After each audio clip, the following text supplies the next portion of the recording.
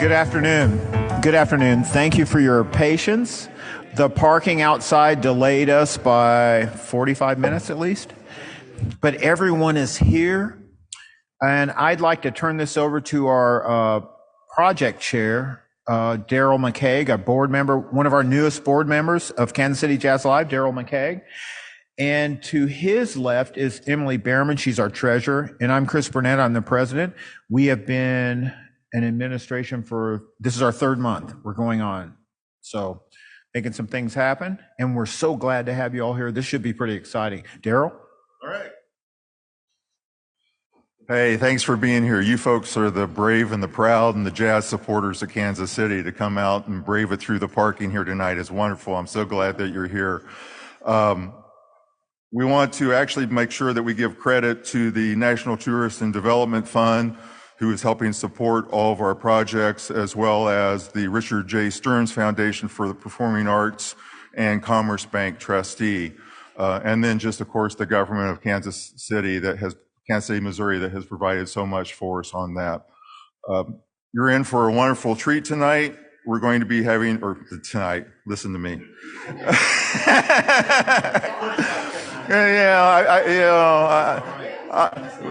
This whole project has been very interesting because we had a different date. We had to change dates. We've changed speakers.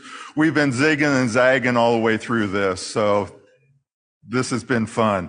We're going to have a great discussion on recording artists in the business of music licensing and production. And so we've got three very, very important people in our community that are going to be a part of that.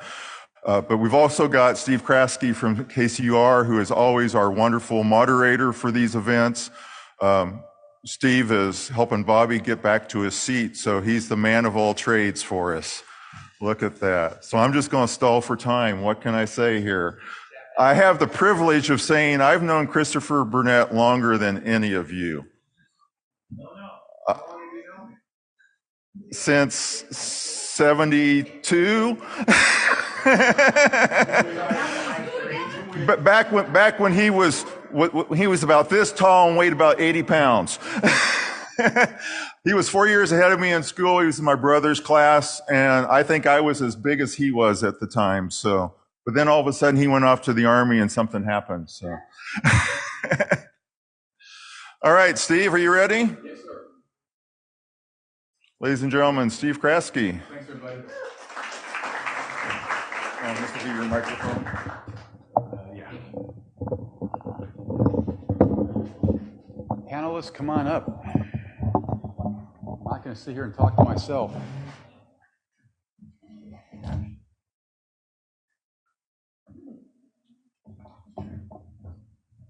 Hey, Josh, I'm Steve. Thanks for coming, man. Oh, good. It's so cool to actually hear your voice. I appreciate you coming. No, wherever you want to sit is fine.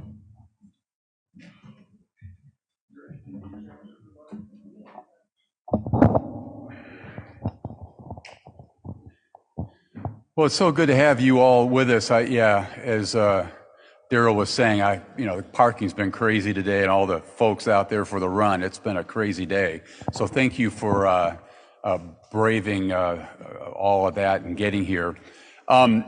This is a little context. This is session 3 of what's been a 3-part series that Chris and his gang put together, titled The Business of Jazz Artistry. In the first 2 sessions, we talked about live performances. In our first session, we talked about private teaching in our second. And today, we're going to focus on something that was utterly new to me as I went through and learned something about all this stuff and getting ready for today, which is music licensing, production, royalties, copyright, all this stuff, which is so central to what these guys deal with all the time. So we'll talk about how music royalty rates work, and for downloading and streaming compensation, which is making each of these people a multimillionaire in America today for all the money they're making from, right? Oh, yeah. Right, you're multimillionaire. Almost, that's what we understand. See, are you buying or selling? Yeah. It's up to him. You let him decide. We'll talk about how you get work producing, beat producers, and all that stuff here today. So let me introduce our panel to you all. Josh Williams on my far left is a St. Louis native, a composer, band leader, and educator. He attended UMKC and studied under Bobby and a guy named Wynton Marsalis. He was a semi-finalist in the National Trumpet Competition. Also with this is Jeff Shirley, who's walking away and leaving the panel. He plays all over town, including at the Green Lady Lounge, and has been known to host the Jam at the Foundation. His latest album is titled Blue Gold. And when I mention Bobby Watson on the radio, I always use the word great before his name for a reason, and it's because he's great. He is the great Bobby Watson. Give our panel a round of applause for being here today. Well, Josh, let me just start with you. You know, again, this is a whole new world to me, all this stuff that you guys deal with. Let's begin with how music royalties work. And I mean, are you getting rich here from all the streaming compensation? People on the outside might think you got money coming in from 10 different directions. You getting rich? So essentially what you want to try to do is shift mindset. If you're a music creator, what I always tell my students and things of that nature is that we're actually a business entity. So having different revenue streams to actually be able to monetize off of your art is extremely important.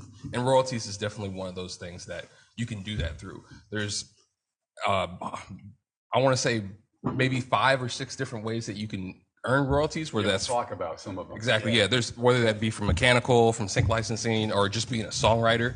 And so, having those kinds of things available is extremely important, especially because of how low streaming actually pays us in bulk, right? So having those extra different ways that you can have revenue coming in is important. To what extent do you have to teach young people about exactly what you're talking about? Because again, I've been around the music for a long time and I don't know anything about this stuff.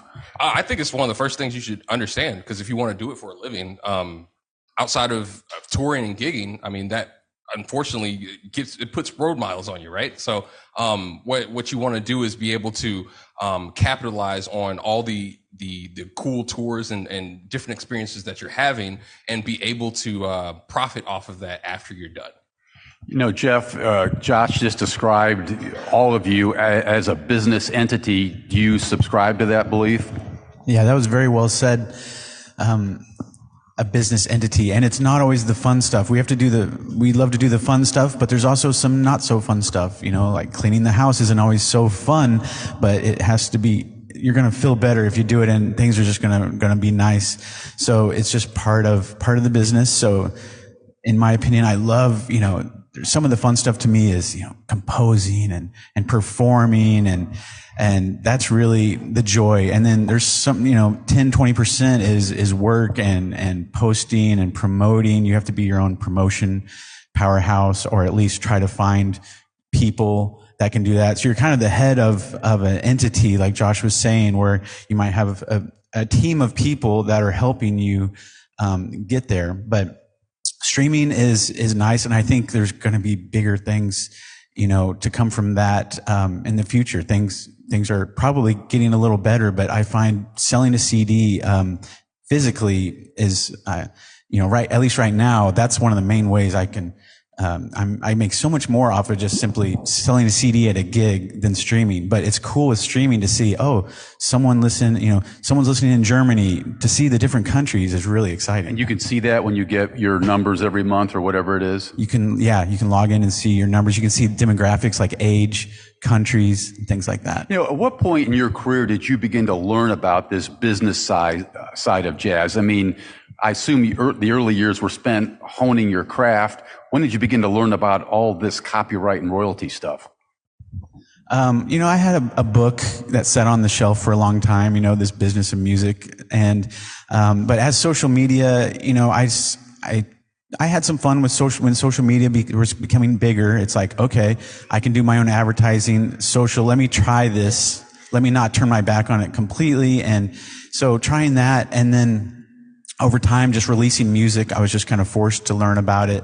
And I even, my father has gotten into it, you know, a little bit he's helped me learn about it. He's been kind of a partner in some ways where we just kind of both have been learning about it, and so I have someone I can kind of talk to about it. It's nice. You need somebody who can sort of show the way, don't you? I mean, a lot of times I'm trying to avoid asking Bobby questions because he's still eating, and he gets really cranky when he's in the middle of a meal and I start asking questions. So you keep going. You have to have somebody show you the way, don't you, Josh? Normally for me, I'm a visual learner, so actually watching someone do that process is extremely important for me. And I had a great example with Bobby as well when I was in school, as far as with showing us exactly, okay, songwriting, performing and all that stuff is great, but songwriting is actually where a lot of the greats still are able to make a living after they're finished touring, like was mentioned before. Explain that. Why songwriting? Because it's intellectual property. Okay. So anytime you're actually creating some type of artistic idea, it's automatically your copyright. And no one can take that away from you. And you actually earn, I think, what is it, like 70 years after you're gone? So like, that's something that's very powerful. So what I started to kind of figure out is that, okay, it's almost kind of like real estate. If I can make a huge catalog worth of songs and find ways to monetize off of them without having to actually perform every time, then there's a cheat code there. So it's really important to understand that the composition side of what you're doing has probably the most value in performing and making music. In theory, can you make more in the long run off of songwriting as opposed to performing it? Most definitely. Most definitely. Because I mean, why is that? Lord forbid something happened and I get tendinitis. That was something I was terrified of while I was in college, just because a lot of us were always practicing and things like that, and you get overuse of joints and things of that nature. So if I can just write one song and it can possibly be monetized over and over and over again, because again, I own it, then that again, it'll definitely outlast my performing career. Bobby, talk about that a little bit, because you've written some songs that a lot of other artists play. Wheel Within a Wheel, is one of my favorites of yours. How important has that part of your income stream been over the years? Definitely the compositions and my catalog, both me and Pam, our catalog has been one of them passive incomes, and that come on a regular basis every quarter. And you can just go to the mailbox. That's in the back in the day. Now it's direct deposit, but used to be able to go to the mailbox and get that check every 3 months. And places like BMI and ASCAP, and I guess there's others. You have Sound Exchange that I got into about 20 years ago. Yeah, we'll talk about these different things. But that's been a real foundation for our financials, through the years. I mean, obviously don't want to pry too much, Bobby, but in round terms, what percentage of your income comes from streaming and songwriting versus actual live performance these days? Do you even know? Right now it's more from live performance. This is just sort of this bedrock of income that's always there. It's not like the pop world where you get a great income, and then but I think that no matter what level it is, that no matter how big your royalties are, I think you get more from live performance. You get paid and everything like that, but royalties are definitely a really significant chunk. A significant chunk. Yeah. And then sometimes they get placed in commercials. I think you're going to talk about that and stuff like this, and you hear them on the intercom in shopping malls. Sometimes I've heard them in hotels and different like that, or on playlists on airplanes, things like that. And I have a publisher that I've been with for years, and I try to keep them alert on things that I see, because things are bifurcating all the time. Right. So you just, you got to stay on it and see what's up, It's a constantly changing and trying to get the money from wherever you can. Josh, it just strikes me that, again, as we get into this system is bigger, more complicated than I ever imagined it was. And I'm wondering, to what extent is the system set up to help artists? To what extent is the system set up to work against the performer and help other people who work around the music but don't actually perform it? That's a great question. Again, ownership of intellectual property is the game to be. So whether that be because you have three major labels, right, that control, I want to say 90% of what's being released to us. You also have the middleman, which is normally the distributor. So if you're normally trying to get your mechanical royalties and things of that nature, you're going to have to go through a couple different entities that you didn't technically set up. So like Bobby was mentioning, he has to talk to his publisher in order to get some of these royalties because he didn't set these establishments or foundations up. So sometimes, depending on what your experience is, I know sometimes the music industry can have a very ulterior motive kind of vibe to it.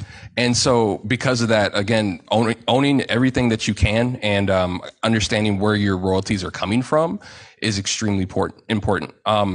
Something that I just want to touch on with what Bobby had also mentioned as far as with commercials and things of that nature, that runs your streams up as well, right? If something happens on a television show or something like that. So just because you aren't necessarily performing that song does not mean it's not being performed without you somewhere else, whether that be on television or Target or something like that. The other nice thing about that is when it comes through, and this is kind of like, this was my gateway drug to royalties, was BMI, these larger performance rights organizations. We were actually earning royalties when we were playing. So anytime you're performing in a live venue that offers live music, they technically are supposed to be paying a fee to ASCAP, CSAC, BMI, so that they can own the license to perform live music at their venues. And Does so that happen? Yes, it happens. That's actually something that a group that I used to play with in town called Shades of Jade, we actually did, where we'd play at different venues and then we'd go onto our BMI accounts and log in. Hey, we played at this place. It normally has a capacity of anywhere between 300 to 500 people, or sometimes if we played in a stadium or something like that, would be larger. And we get royalties at the end of the month because they have to pay for those public performances. Jeff, the sense I've always had as an outsider, I'm not a musician, is that you guys, the performer, ultimately get screwed. At least that's the perception I have. True or false? False. Sometimes I would say false, probably, because some people say, well, musicians aren't, this is maybe the argument that keeps popping up. Oh, musicians aren't getting paid enough, which there is definitely some truth to that, but also the big ones get through, so there's something about the big ones are naturally, they're going to get through and they're going to get paid. They're going to find a way. The people put their money where they like. And so if someone is getting some success, it's because the people liked it. And so I feel like it is on the artist's shoulders to not just say, forever saying, artists aren't getting paid enough, which is true, a few cents per stream but if we do all these things, if you do everything properly, you're probably going to be all right. Like Josh was mentioning, putting your set list into ASCAP or your performing rights organization. I can make up to for a 3 or 4 hour gig, maybe $7-8 extra bucks just by going in and listing the set list. So that's one thing. Yeah. Do you teach all this stuff at UMKC, Bobby? Is there a class for your students to learn the business side of this? Well, when I was there, we did have a business of music class that talked about copywriting and looking for different revenue streams. Right. And it's a steep mountain, because number one, you got to have something that people want to listen to. You just don't come in the classroom, write a bunch of originals, and go out and play them, and they think everything is going to just jump off. Yeah. It's not going to happen.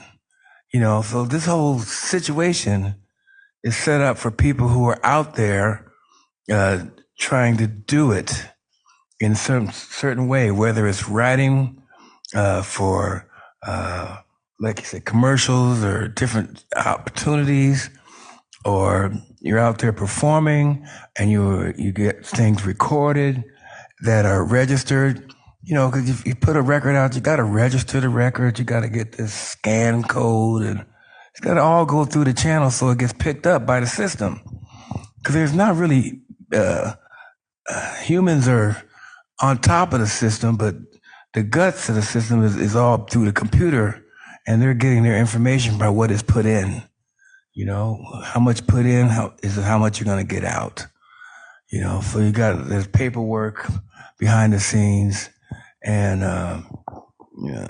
And do you have somebody who manages that for you, or do you do it? Or both? I do as much as I can, and then we have a publisher, a Second Floor Music we've been with for like 40 years. And, but even that, that relationship is changing, because as we age, I want to be able to get my compositions back to my estate. Because we're getting older, and we want to move it on for the next generation. It's kind of where we're at now. Mm-hmm. Is what can we leave for our children, and in waiting for that explosive moment, to get it placed in a movie or something. I'm a different animal here. I mean, I've been out there a long time, so I'm waiting for some young guy to really like this song and put it in one of his projects. Yeah. So I'm just waiting. I have a big body of work out there, as well as Pam, and hopefully it'll get placed. The newest thing that I've enjoyed has been sound exchange, and maybe you could tell me more about that. We're going to talk about all this. In fact, I'm getting ahead of it. Yeah, I'm sorry. Go ahead. Let's start talking about some of these terms that have been floating around here, sound exchange and ASCAP and all these things. First step, or at least one first step, Josh, is you need a distributor to get your music out to the world. What does the distributor do? So, show of hands, does anybody know anyone that works at Spotify? How about Apple Music? Tidal? Or what's another streaming platform? Does anyone know anyone that works at YouTube? They pay royalties too. Exactly. Most people don't. And so what distributors are basically kind of, for lack of a better term, they're middlemen that help us, the independent artists, to get our music on these platforms so that we can earn mechanical royalties and things of that nature. So you have different business entities like TuneCore, DistroKid, CD Baby. What's another one? There's a lot of them that are out now. But these are the kinds of ways that you can upload your music digitally, and I want to say, normally, as long as it's not during Christmas season, because a lot of people, there's normally a huge influx of music that comes out during that time of period. But as long as you are uploading outside of that danger zone, as I like to call it, within about 3 to 4 days, your music will be uploaded to all the different streaming platforms around the world. So distributors help you get that done. Exactly. You're down with YouTube? You know people at YouTube and stuff? I don't know people at YouTube, but my distributors do. And your distributors are who? I do a lot of stuff through DistroKid at the moment right now. And that's like $20 a year. What is it, Distro? DistroKid. Mm-hmm. DistroKid. Yeah, I came here to learn. I got more questions than answers. I'm going to tell you that right now. And what else? Are we taking notes back there, Pam? Yeah, so that's essentially how you distributor. Yeah, and they collect all your mechanical royalties. Right. You've used that term, mechanical. What is that? That doesn't sound very musical to me. It's not. So back in the day, mechanical technically meant when you purchased a CD. So anytime you do those live CDs, mm-hmm. technically they're purchasing the royalty or the right to use that, listen to that music. Nowadays, those mechanicals are streamed. So essentially what's happening while you're streaming is you're downloading something to your phone and then it's playing it to you. That's why we never have any skips happen when we're listening to music when we're driving or doing whatever. If you hit a bump or something. Yeah, like you wouldn't have a skip in your record. And so that's essentially what we're getting from mechanical royalty is basically when someone listens or streams our music. Unfortunately, that royalty has shrunk because of streaming. I think earlier, and you can help me with this, Bobby, there was I can't remember the exact amount that you would earn necessarily if you were an independent artist from mechanical royalty, but I think now it's become a lot smaller than what it used to be from record sales. Is it less than a penny now? Yes, it's something like, I want to say, depending on what country they're streaming from, it can be anywhere between 0.008 and 0.004 cents. Right. Yeah, it used to be about 3 or 4 cents At back least. in the day. Yeah. And that was probably why you were tied to a label too, right? One. Yeah, yeah. So you need a lot of downloads to make much money. A lot. Yeah, mechanicals are basically sales. You know, you sell X number of records and you get X number of percentage from each record sale. That's mechanicals. And then there's performance royalties. It's a different pot of money. And composition royalties. Right. So Composition royalties. those are two different ones. So when it comes to your performance royalties, that's when your music is performed. So whether that be through the radio, through television, through some type of independent films, whether that's in a liquor store or wherever. If your music's being heard in a live venue like this, if we had music, technically we'd need to pay a license for it. So because of that, those are your performance royalties, and those are normally paid by a different entity, not your distributors. So what I was mentioning before with mechanicals, your distributor will normally collect that money from the different streaming platforms and then send it to you. When it comes to performance royalties, that's being sent to your BMI, your ASCAP, and your CSAC, and then they do a calculation of how it was performed and how many people heard it and all that kind of stuff, and then they send that check to you every quarter. I mean, do you trust that some company out there is accurately calculating what Josh is owed? That's a very good question. Unfortunately, I think that they try. I think that a lot of these performing rights organizations, they try to be as transparent as possible, but there's a lot of different factors that determine what you earn on a performance royalty. Is it in context versus out of context? Meaning, if I'm just speaking from experience with sync licensing in particular, but if my music was sung along with on a television show, it's technically worth more than if it was just wallpaper music in the background. Does that make sense? So there's a different royalty calculation for that. Or maybe if it was for a commercial that was only something that was being shown in Kansas City versus something that was nationwide or globally.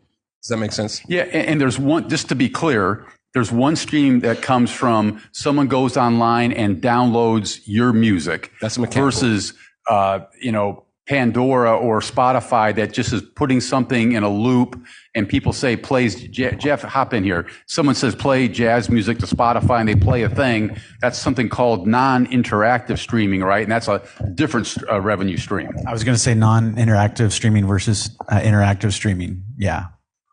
Where Spotify is interactive, you can choose tracks. YouTube, but Pandora, you're not choosing tracks as much, so it's called non-interactive. And stay with me here. Josh is talking about BMI and ASCAP. These are performing rights organizations. Explain to me a little more what those are. ASCAP, I'm an ASCAP member, and if you look at the bottom, if you've ever looked at sheet music, or maybe you've opened up an album cover and it has like a publisher's name. Like every group has different little publishers' names. Like John Lennon had one. John Lennon and Paul McCartney had one. Every artist kind of picks that name. Mine's H Highway Jazz, and so you'll see that at the bottom of a sheet music or in the album. And so on ASCAP, I have my publisher account and my writer account. So I'm okay. And then there's something, Josh, called Sound Exchange. You referenced that. Bobby, take that. What is Sound Exchange? That's basically cyberspace, not brick and mortar. The other, To help Pandora, Cirrus, and all that stuff. Pandora and Sirius, not Spotify. So, well, Spotify maybe with their radio situation, but what Sound Exchange does is it collects royalties from stuff that we can't control listening to.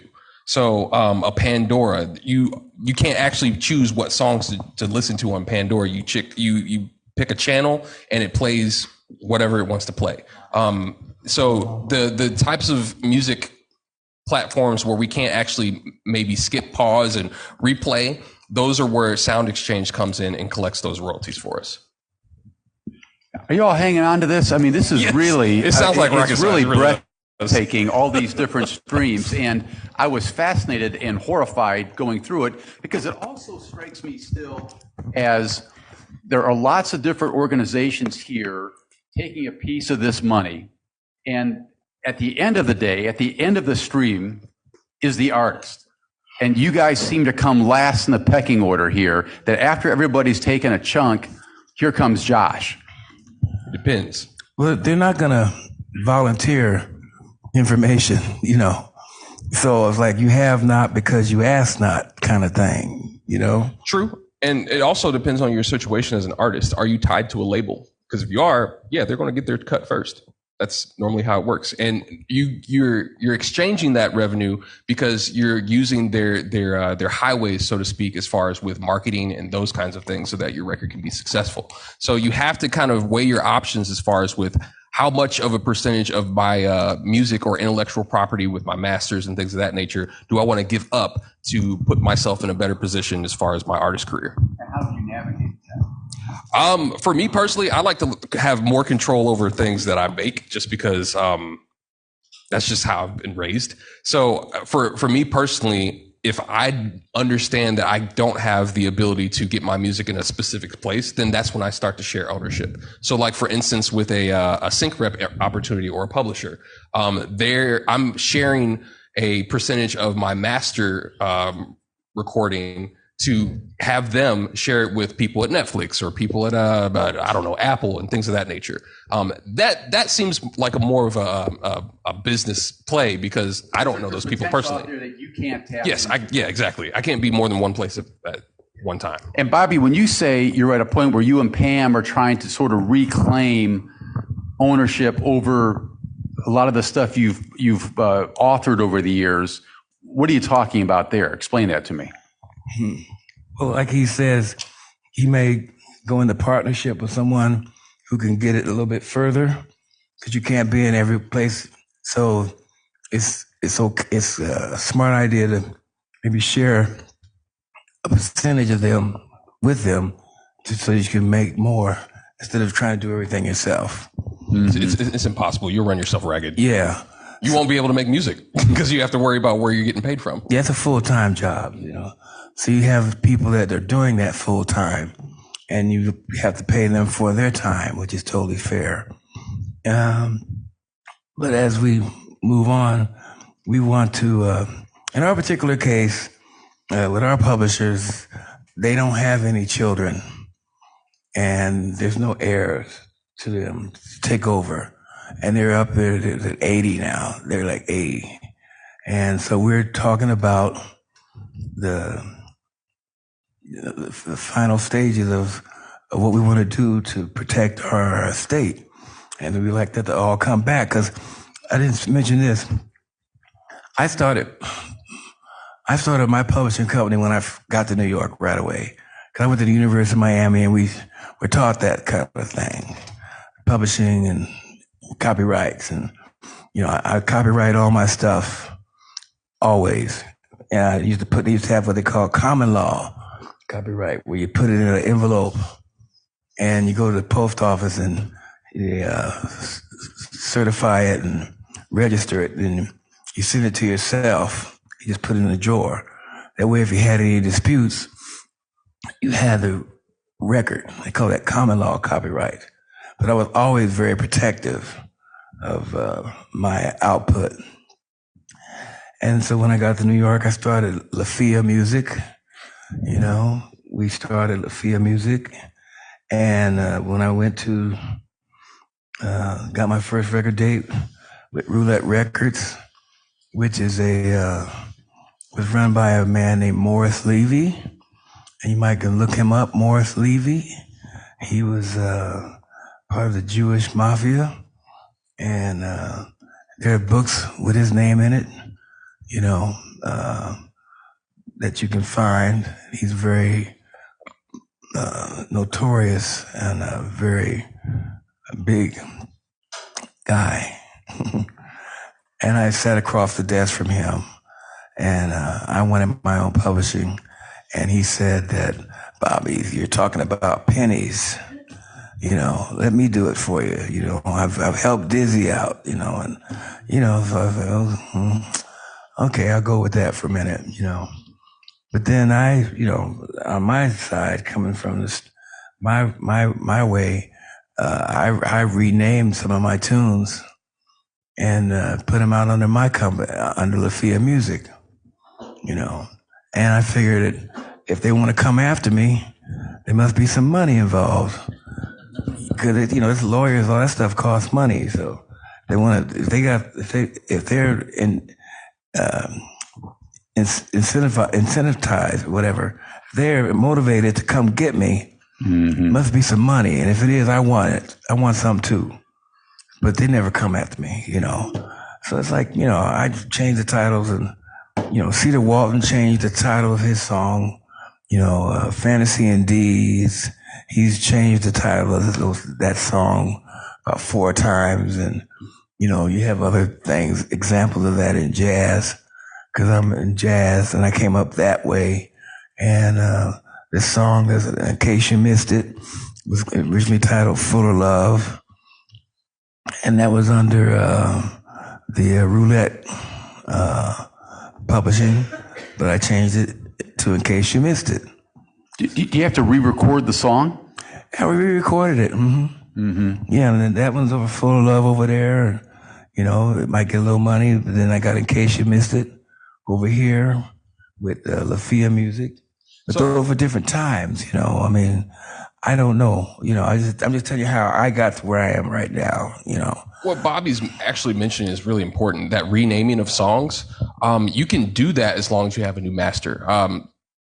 A more recent version of this was Taylor Swift's situation, where as she left her major label, they owned the master recordings, which were the actual copies of the music that she already recorded. She still owned the composition side, which the actual notes, lyrics, and things of that nature. So she used those compositions and made new masters, meaning that she re-recorded them. She could change the names if she wanted to. Technically, she did, because she put in parentheses Taylor's version. And so that's essentially what Bobby was doing at the same time, which is taking what you've already composed and re-recording it and being able to monetize off of it again. And have complete ownership over it, is what you're talking about. Yeah. You know, Jeff, we talked a little bit here so far about copywriting. Do you copyright everything you do? Well, everything, when you write it is considered copyrighted, but it's just maybe a matter of proving that copyright. But it's technically considered, when you know, your intellectual content, you could say, I own the copyright to this song I just wrote or whatever. But yeah, you send a little bit of money, you can send a little bit of money to the U.S. government, and you get the official copyright notice.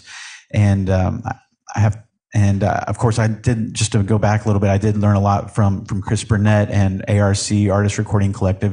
I know a lot of you do know a lot about these things. And it also reminded me a little bit about sharing. You know, you see these pop songs and they'll have 6, 7 composers listed on the right. And so they're sharing, you know, because it might be fun to share some composition, or we want to collaborate with other people. We don't want to be, just because of the legal ramifications, a lot of times that stops us from wanting to collaborate. But I think, you know, collaborating with people and sharing some of those percentages is fun to think about. And you've got organizations like the MLC, which has only been out for a few years.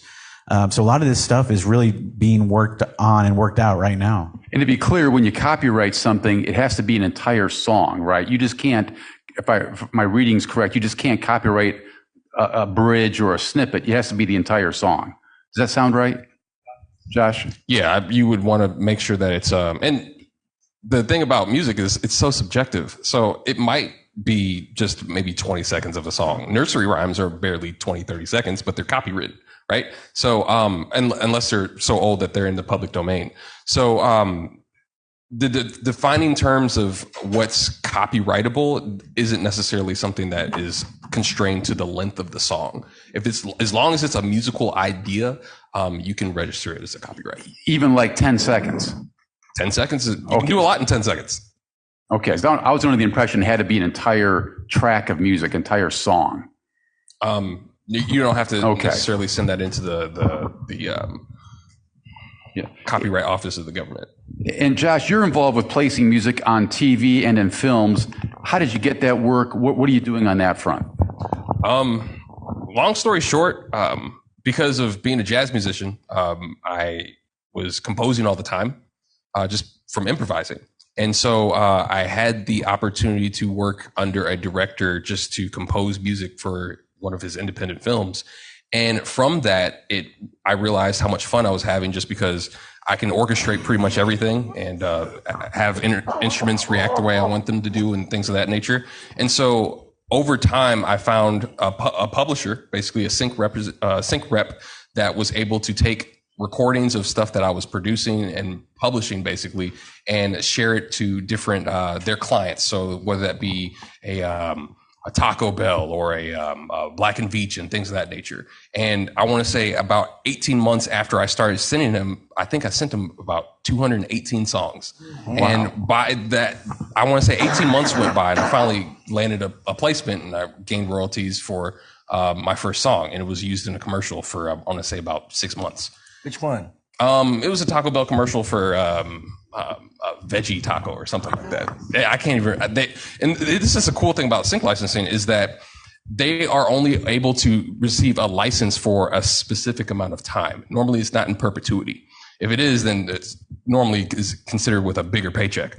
But because of that, if they wanted to use that specific piece of music again, because I still technically own it, if they want to use it again, they have to pay me again, which is really nice. So now I'm able to monetize repetitively off of something I wrote 5, 6, 7 years ago. Can you explain how you write for a veggie taco as opposed to a beef taco? Honestly, I didn't score that to picture. So it was just something they found in the catalog. They were like, this is perfect. This is what we're looking for. They slapped it on the video and it worked. So is that kind of royalty more lucrative than other types of royalties? Extremely. And I like that word, extremely. That's the first positive thing I've heard this whole hour. Yeah. So like, in comparison, if you wanted to make about $5,000 versus mechanical streaming royalties, it normally would result to about, I want to say 1.2 million streams on Spotify alone. And that's if you're streaming in a very well compensated country. With sync licensing, it only takes 30 seconds of my song to receive something like that. You see what I'm saying? So it's night and day as far as with earning different royalties, and then you can do it over and over again. I've had certain songs get placed multiple times with different companies and was able to collect on something. Again, I only spent maybe 4 to 6 hours making it at home. So in my opinion, I think sync licensing is one of the strongest ways to earn as a musician, because you're not only earning on the master recording side, because I printed that track out, but also on the composition side. They need both of those approvals in order to use that in whatever visual media they have. And you're using a term there that I've read about, sync. Yeah, sync licensing. Sync licensing, yeah. And essentially what it is a shorter version of synchronization. So you're marrying music and syncing it towards whatever moving pictures that you have. That could be video games, commercials, what am I thinking of? Educational videos, maybe something that maybe at UMKC they might have as far as with some maybe recruiting or safety videos and things of that nature. If there's music behind it, someone should be or is getting compensated for it. I'm gathering by what you're saying that this is an underappreciated aspect of what an artist can do to maximize income. Most definitely. And I think sometimes there was a stereotype as far as like, I don't want to make jingle music because I want to make more music that's artistic towards myself. And that was something that I actually had to overcome myself, because I didn't want to be known as a jingle producer. But what happens is you realize that a lot of brands want to be just as relevant as you are when it comes to being an artist or just an entity out in pop culture. So what happens is you end up making music that you probably would end up making anyway, because you want to stay current. Do you do this stuff, Jeff? And sync license. He mentioned CD Baby earlier, ways to get your music out. And one of the options with them is CD Baby Pro. And one of those features is sync licensing. So, you can opt into sync licensing and you can talk to maybe a manager. I recently got some, 6 compositions into a movie. It'll actually be playing here in Kansas City, April 19th. It's called The People's Joker. It'll be at Screenland Armor in North Kansas City. Yeah. So very excited about that. And just to tell you a little bit about, for original compositions and 2 kind of cover songs. And what they did with me, and it might have been a bad deal, but it started as kind of a ground roots. This was a director that's out in LA, and they've directed and edited a lot of pretty big stuff, but this was kind of like during the pandemic, and it was kind of like, who wants to help out on this? Who wants to kind of volunteer? That was kind of the idea, was who wants to maybe volunteer a little bit. So I was interested, and they did end up paying me after all this, because they went through a lot of legal issues themselves, because it was a parody. The People's Joker, it has a lot about the Joker, and so they were being gone after about that. So, and so they did end up paying me, and they just paid me for basically the masters. So I basically signed a contract where I gave up any sort of ownership to those, and for a certain amount, and so that's how that contract went. So. What he's mentioning is called a buyout deal, and essentially called a what? A buyout deal in sync licensing, and essentially what that means is that you do not own that copyright for that piece of music anymore. Normally, when that happens, and that's totally fine. Myself personally, just because of how much music I try to make on a regular basis, I'm not married to any of it, so to speak. But when that happens, you need to make sure that you're getting very well compensated, because you can't monetize off of it anymore. One thing we wanted to cover today also was how to get work producing and how much beat producers can make. How do you get involved with producing, and do any of you do that? I do production, but I don't like to use the term beat production, just because on contracts that I see with different opportunities, it's never considered a beat. I'm considered a songwriter, and I'm also making compositions. The reason being is because normally what happens with the connotation of a beat producer is that you're normally selling things for a lot cheaper. And normally it's either being used on YouTube and being stolen by artists, and there's always a contention between those terms. So I like to always be thought of as more of a producer or composer more than a beat producer. But that being said, I think it's fairly easy to actually get into nowadays. It just takes a little time, just like with learning an instrument. All you need is a digital audio workstation, some great ideas, and some time, because again, you're creating music with a computer instead of just kind of recording it yourself. Can you make money doing that? Yeah, you can. I think it's a different path. You definitely would have to find artists to work with, and there's a lot of marketing involved, because you can make great music, but if a tree falls in the forest and no one hears it, then you can't monetize off of it, right? So it's extremely important to, if you're going to be a producer in that vein, you have to make sure that you're doing a lot of networking, going to different industry events and things of that nature, so you can have more opportunities open up based off of the networking and people that you know. So I'm going to ask one more, then I'll open it up to our audience. But one thing that sort of hangs in the balance here a little bit is this idea that, why do most artists even today still make albums? We're talking about beats, we're talking about movies, we're talking about all these different things. Why do you still bother to make albums, Jeff? What's the point? Because playing live is so fun, and you might play 50 times, 50 nights or something, and it can be so fun, but it's kind of only for that crowd right there. It seems so temporary. So we have this urge to make something a little more permanent, a little more rock solid that can be left behind. And you look at over the years, what really sticks is the compositions. We have some really old compositions from Bach and Beethoven, and it's their compositions that are really standing the test of time. We don't know if we'll always have the technology to stream, but a composition can live even if the digital world goes away somehow. We could still have these compositions. So your reputation is enhanced by the fact that you're making albums, I'm hearing you say.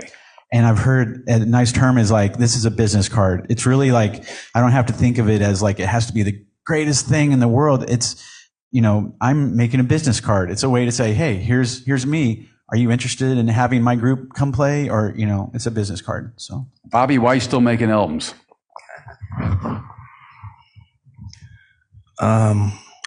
For me, I think it's a way to put out my thoughts in terms of where I'm at now in this life. I want to make some more records, and the way I've came up, that's been a very strong and important conduit to reach people over the years, and so people can hear different phases of my life and different developments. It's a document. It's a document, yeah. So I'm still trying to document things. Yeah. I have some other things in mind I'd like to document. Yeah. Josh? Kind of what Bobby said, as far as with recording for a purpose, it's legacy, right? To be able to leave something behind for your family and to just prove, hey, I spent X amount of years perfecting this craft, and this is what I have to show for it. I did this. Yeah, exactly. I think that's really important for an artist in general to just kind of have. And again, a lot of the music industry deals with music in bulk, which is why having a collection of songs instead of just like releasing singles all the time is something that's still reputable, even in times today with short attention spans. We'll give them a bigger round of applause later, but give them a big round of applause for all these great answers to lots of tough questions. What questions does our audience have? Yeah, Jim? One of the things that I looked at was Bobby had a Made in America album back in 2017, and one of the tunes in there was The Computer Scientist. What do you think is going to happen over the next months or years with artificial intelligence, and how that might affect how you can get revenue coming in? Will it get to the point where some AI outfit contacts artists directly and lets them basically handle all of that instead of having the outfits that do it now? Jim's question has to do with the impact of artificial intelligence on what you guys do. How you weighing what AI might mean for you and impact the work that you do and your ability to make a living? I think the next few years, we're going to see a lot of changes in the next few years, a lot of fast changes in the next, 3 to 10 years. I mean, if we come back here in 10 years and do this same talk, I bet it would be drastically different. We'll see. But the way artists can use AI, if they're, I'm excited about, sometimes if I handwrite a chart, I'm excited to be able to put it into AI and just it puts out a nice chart. I'm excited about that maybe, but there's going to be so many aspects, somehow maybe using AI in composition in a way that makes the artist, where the artist doesn't feel like the AI is writing it, but just using that as a tool. Because there's so many choices. The fun part about composition is choosing between two choices. There's 12 bass notes. Maybe I've got a melody. How do I want, the chord changes, the different bass notes? Sometimes there's 2 or 3 choices, and an artist is really good. A great artist is really good at making a definite choice. Oh, I like choice A. Oh, I like choice B. And so having strong choices is always going to be important. And I think we'll see, a lot of changes in AI that we can't even imagine, right now. Are we going to need beat producers, people to make beats, Josh, if the AI can do it so much quicker? I got thoughts about this. So there's a positive side and a negative side. One, it commoditizes things, and that's more of the negative side, just because if you have a supply and demand, if you have more of what you don't need, then the price goes down. Therefore, hopefully if Congress can catch up to what's developing at the moment, You have the positive side, which is what Jeff was mentioning earlier. You can use it as a tool.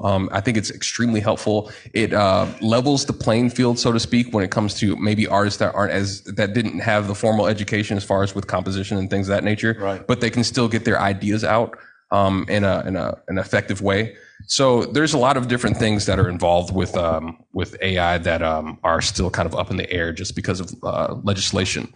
Something else that I just want to touch on as well is the democratization of how we get paid from things like that. So this was maybe a conversation 2-3 years ago during the pandemic, but like having royalties being used on a blockchain so that you can actually see exactly how it's calculated and those kinds of things was something that I was definitely looking forward to hopefully developing more in the future. Mm-hmm. What are you thinking about this AI stuff, old man? Yeah. I like to create my own changes and create my own choices and pick from my A and my B. You know, I don't like, I just feel that I'm creative enough and enough to, you know, stack my choices of chords and then make my own choices and move forward so that it's mine, you know, because there was a good term they used about AI was like, you know, I don't know, counterfeit or something like this, you know, but, you know, the humans, you know, I like to do it myself. Mm-hmm. And if something can help me as a means to an end, like the finale programs and stuff that help me transpose if I need to change the parts or explode some music here and there and, you know, and don't have to write it out by hand. I grew up writing everything out by hand. I got tons of scores at home and parts that are written out by hand, you know. But the thing that helped me with the technology is if I put it out there and then I can go home that night and make a change and bring it back the next day, you know. 'Cause I remember I wrote this one song and I'm playing and it sounded great on the machine. Then I'm in rehearsal and I'm looking at the baritone sax player and I'm going, "Why aren't you playing?" She goes, "I don't have any parts." Oh, stupid. So I can't see the theatrical part. You know, when you're writing for a band, you got to envision what everybody's doing. And that lady was over there sitting there for like, you know, 2 minutes not playing. So I had to go back home and put that in and I could print it out again. But if I did it by hand, I'm like, oh my God, I gotta, you know. So there's things that help, you know. You know, I learned how to drive on a standard shift, you know. But I enjoy the automatics. And then when they got the daggone cruise control, that's cool too, but you still can't fall asleep at the wheel. So, you know, That's a good line. You know, so I mean, you know, I like the Tesla, whatever, with that automatic driving. No, I'm not about that, you know. So I mean, I'm a technological nerd. They call me Mr. Gadget because I really am into all this stuff. That's why I say I came here to learn this morning, you know, and I've always been industrious and looking out for my own self and being on myself, being able to sign my own check. You know, even Elvis Presley couldn't sign his own check. You know, there's big people that, you know, I've seen them. They don't own themselves. Roy Hargrove didn't own himself. It's a name that might be more familiar to you. He couldn't sign his own check. He couldn't drive his own car. So the thing about this and what this young man and this young man Josh and these cats are putting out there is very interesting to me because Pam and I want to be able to always have our hand on the wheel and make our own choices, you know, because the music business is basically a big plantation. You know, the music has evolved and will continue to evolve, but the music business is about, you know, it's behind, you know, we're coming off the plantation just now in the last 20 to 50 years. But music has been evolving. You know, Train, what he did was like what, 40, 50 years ago. He be 100 years old now, but where's the business? That's what made me want to come here and listen to these young people, and what it means to me to learn more. Like I say, sound exchange has been great for me. I recommend that to everybody, every musician. Sound exchange. Huh? You say sound exchange is great for everybody. I happen to be like a composer who does not necessarily play their own music, and I just tried to do sound exchange, and they wouldn't accept me because I am not the performer of my own composition. So it was not good for that. I'm glad it's good for you, but I wanted to be good for you. So where do you go, Pam? That's what I hear. What do you think about that, Josh? I mean, 'cause she's had her, yeah, right. I'm sorry. You've had her stuff. She's had her stuff recorded by many different people. Mm-hmm. I've recorded it, Betty Carter, and a lot of people have recorded her stuff. But when she tried to get on the sound exchange, she's not a performer on them.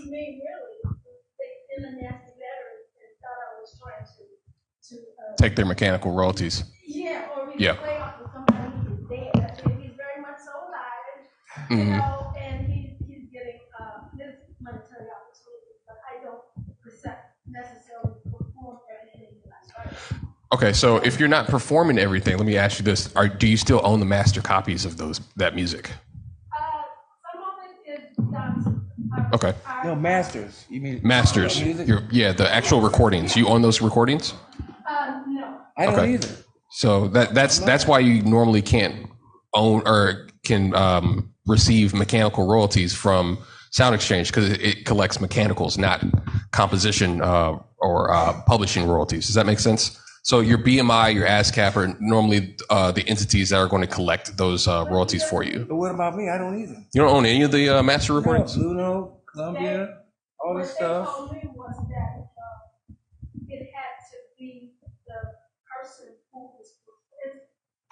Sound Exchange seems to be a performance, a performer's. That's true. That is true. A performer's entity to get. Interesting. To get Okay. So I think the entity that would be helpful would probably to look into is the MLC. Would that be right, Jeff? Yeah, that sounds right. Also, Sound Exchange is for non-interactive streaming, right? And so Pandora, Sirius XM. So what would you do? And I would like to, if anyone does have some intricate questions, MLC, if someone has some intricate questions I may not be able to answer now, I would be willing to have a Zoom with anyone that wants, and I could, have him get into a more intricate. But I also use Song Trust. I use a combination of CD Baby, Song Trust. I use as my PRO, and so you can use CD Baby Pro for your PRO, or you can. So I use I use CD Baby as a distributor right now, and I'm using Song Trust as a PRO, and things like that. Publishing rights organization. Performing rights organization. Performing rights organization. Is that like BMI or something? Yep. Man. It's very confusing. It's Chris, Daryl. Don't feel bad. So everything we've been talking about today is on protecting yourself, protecting your intellectual property through copyright, through licensing. Have any of you ever had to lawyer up to get your due compensation? And if so, how did that work out for you? The question is, have any of you, I'm just repeating this for the thing, have any of you ever had a lawyer up to get what's owed you, and how did that play out? I haven't had to. Neither have I. I think it's just because I wanted to make sure that my business was put together first so I wouldn't have to. I think that's the best prevention, or best medicine is prevention.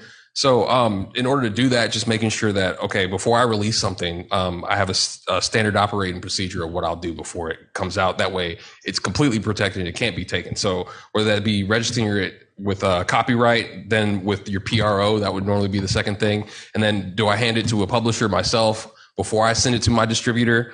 And then from there, then release the music. If you do it that way, with those 4 steps, you normally won't have much of an issue. And with copyright, are you actually mailing something to the government, as Jeff was talking about before?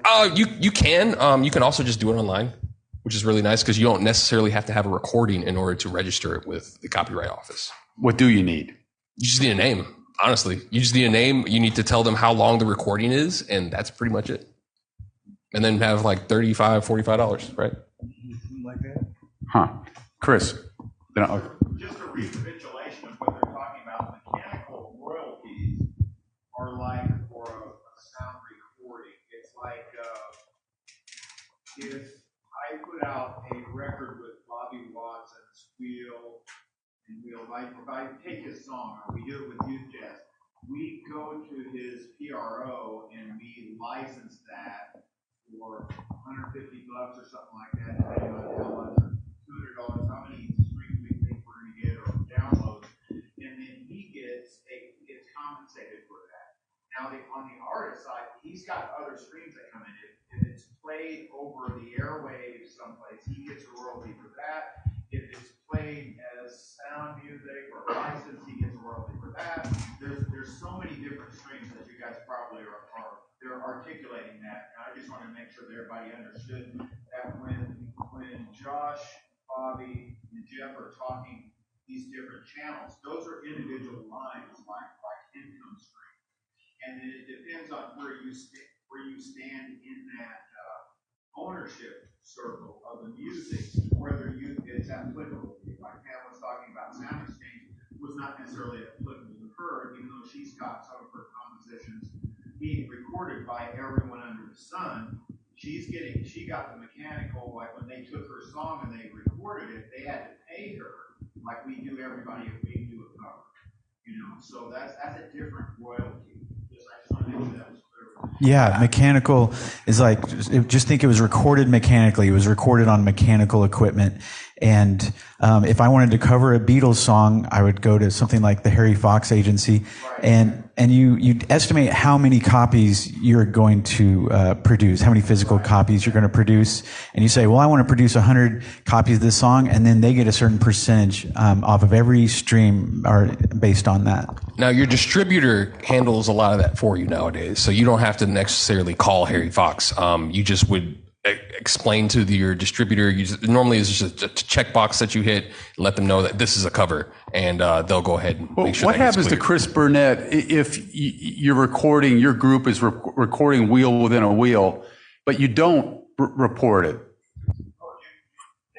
Now Bobby can sue. Your distributor will not let you put it out without a license because they don't know that at this day and age. In the beginning, it's like 20 years ago when I put my first record out, I could have snuck that through probably, and then no one knows who Chris Burnett is, so they would not detect it. But now the algorithms that are out there, if I play Bobby Watson's song and it comes up that these algorithms say, hey, that's Bobby Watson's song, let's check the license, we need to pay a royalty. Oh, you didn't pay a royalty. You're not going to get a big fine. Yeah, but what if you're not recording it? You're just using it as an exercise for your group. Well, you're still supposed to pay. Every venue, like I think Joshua and Jeff. Yeah, the venue pays. Every venue that you play, when I play a live gig, I'm going to play a festival, I'm going to put down every one of the songs I'm playing in my BMI dashboard, and that will be reported to the owners that I play that at this venue. They'll take the share from that venue. For example, the Blue Room pays like $1,500 a year to BMI, and the same thing to ASCAP, CSAC, and that's what that fund is for. So everybody that plays the Blue Room, they go to their dashboard and they play their original music, they put that in there. Everybody at the Green Lady now, they play original music. So all those people should be going to their performing rights organization dashboard and putting every night when they play there. That's going to add royalty to them. In addition to getting compensated for their live gig, they will be compensated for playing their music to get a performance royalty. So there's a big stream there. It's like an IRA or something, or an interest-bearing account. You're not going to make a living off the paycheck like you do with a job, but it accumulates. And if you have enough streams, then it becomes a paycheck. Correct, guys? It just depends on how big your streams are. Because if you're playing in a stadium with Taylor Swift, I'm sure your royalties are probably going to be way bigger. Sir? Yeah, right here. Yeah. Jason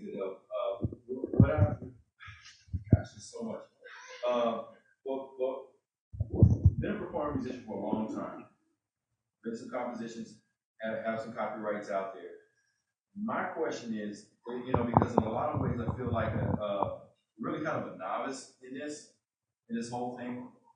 What is, at this point, what would you consider to be a really good skeleton of beginning to design, the kind of business model that you would need to make sure that every box is checked, every I is dotted, every T is crossed? What would be the way to like break into actually designing a platform? The question is there a blueprint to follow as you're getting into this so you know if you're doing taking all the right steps or not? Yeah, so I'll give you like what I would do. Again, standard operating procedure. I would sign up with Song Trust, MLC, Sound Exchange, and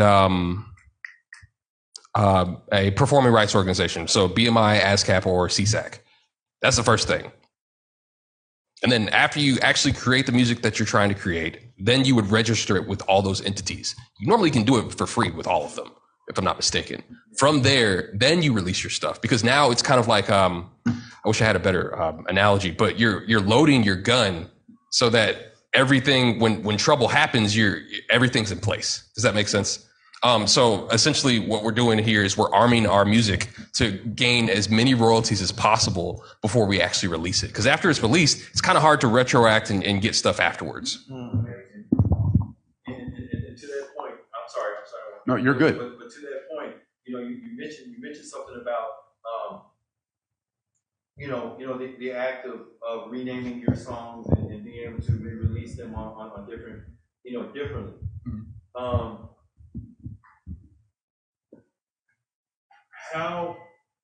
How murky is that to actually do that from a legal standpoint? Is it like really murky, or was it just simply a matter of just assigning like a new recording date, having another recording, and then just physically naming it at that point before you get into like a CD baby, or how easy is it?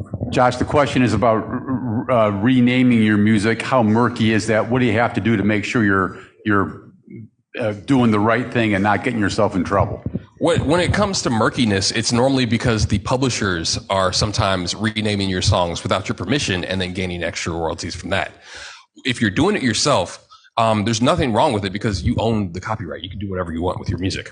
That being said, when it comes to renaming your songs, the safest thing you can do is just make sure you do another recording. Great example, Lizzo released the same song with the same name 4 different times. No one notices, no one even cares. You'd be surprised. And so with that, there's no law or rule saying that you can't re-release music. People do it all the time. So there's nothing wrong with that. I think there's a new income stream available to these guys just to be able to talk to Kansas City musicians about how to mitigate all this. Yes, sir. Okay, so we received an email, and I'm just going to lay it on you if you give me a prescription. What? The organization's music reports and Song Dex Marketplace. Peloton wants to license some of our music for their streaming platform. So you mentioned representation, DistroKid, CD Baby. Are those viable agents, or is there something a little more involved in that, or can I just go straight through these people? How much of a middleman is each one of these people? So I use subscription. The question has to do with music getting licensed perhaps through Peloton, and what's the correct route to go to get that done? I use musicreports.com. In addition to everything else, on top of all that, Music Reports is saying, hey, we have some opportunities, and I forget the exact specificity of musicreports.com, but I use them too, and maybe Josh can expound on that, but I use them. They might say, oh, do you want your music on TikTok, or things like that. So I do use musicreports.com. So there I would call them more of a reporting agency. They're not actually taking your songs, if I'm not correct, to actually send those things to Peloton and things of that nature. They're just making you aware of opportunities, kind of like a newspaper would. When it comes to actually getting your music towards those kinds of brands and things of that nature, what I would do is get yourself a sync licensing rep, whether that be a sync agent or a music library. Therefore, all you have to do is basically make the music. And since they already have a relationship with Peloton and your music fits what Peloton's looking for at that moment in time, they'll send it to them. And if they license it, that means that you'll get a not only a mechanical royalty, but a performance royalty for those as well. Does that make sense?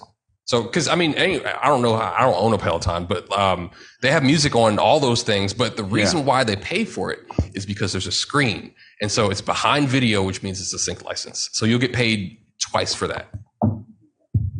Wow. So that's kind of what's behind when you're on like iMovie and you create a video and you want music, you touch over here and Apple has a list of clips to choose from. That's another sort of.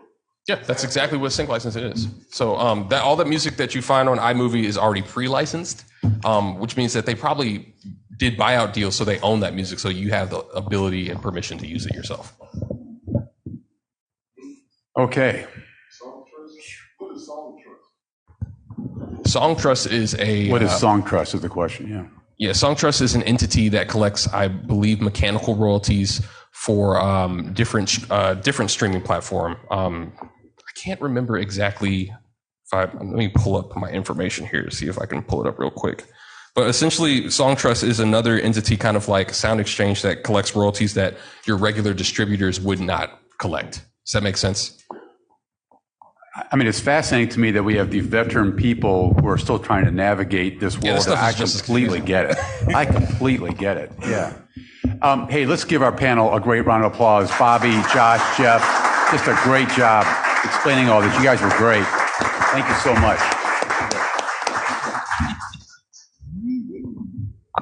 And thanks to Steve Kraske. Hey. I also want to put a shout out to Tom Potasic, who has allowed us to be here at this venue and has been so gracious for us going over time. We've also got some flyers back here on the chair. There's a concert going on tomorrow afternoon of some ragtime music. So folks came in, wanted us to help promote that. So KC Jazz Alive, as we're trying to see the jazz community really thrive, pick up one of those and be a participant in what they're doing. And thanks to Christian for doing sound for us today. And as a KC Jazz Alive board member, it's becoming really obvious to me that we need to resurrect workshops for our local musicians. And I would like to see us put something together here to where we can disseminate this information, because we've got some musicians in the crowd today, but I would like to see a lot more actually being armed with this awesome, great information. So look forward to that happening in the future. Thank you again. Okay, thank you. Can I say one thing? Thank you. I just want to say one thing, that the reason that I really wanted to be involved was not so much to contribute, but to learn. Because over the years, Pam and I, as we learn more, we discovered there's a lot of money for us sitting out there unclaimed. There's a lot of money that you didn't even know existed, and that's always been a big surprise for us. Like when you tap into these other sources and go, oh my God, that money's been sitting there. So this is like, what they're opening us up to, because I'm sure there's a lot of money out there, sitting there waiting. Likewise, Bobby, we want to learn from you. You have so much to share, so thank you for being here. Yeah. Thank you. Thanks again.